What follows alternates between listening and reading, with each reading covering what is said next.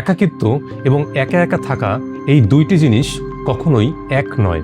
Loneliness বা একাকিত্ব হলো একটি মানসিক যন্ত্রণা যেখানে আপনি অন্য মানুষের অভাব বোধ করেন। অন্যদিকে সলিটিউড হলো নিজের সাথে সময় কাটানোর আনন্দ। বিজ্ঞান বলছে আমরা যখন কারোর সাথে কথা বলি না বা কোনো কাজ করি না, ঠিক সেই মুহূর্তে আমাদের ব্রেনের ডিফল্ট মোড নেটওয়ার্ক অ্যাক্টিভেট হয়। এটি আপনার ব্রেনের সেই অংশ যেটি সৃজনশীল চিন্তা, স্মৃতি এবং আত্মসচেতনতার জন্য দায়ী।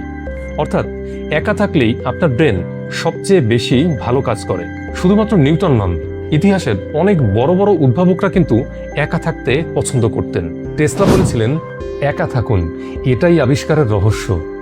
আধুনিক যুগের বিল গেটস বছরে 2 বার থিঙ্ক উইক পালন করে। তিনি 7 দিনের জন্য একদম একা একটি কুঁড়ে ঘরে চলে যান। কোনো ফোন নেই, কোনো মানুষ নেই। তিনি শুধু বই পড়েন এবং চিন্তা করেন। তিনি মনে করেন বড় কোনো সিদ্ধান্ত নেওয়ার আগে আমাদের ব্রেনকে বাইরের জগৎ থেকে আইসোলেট করাটা অত্যন্ত জরুরি। কিন্তু প্রশ্ন হচ্ছে, কেন একা থাকাটা মস্তিষ্কের জন্য ভালো?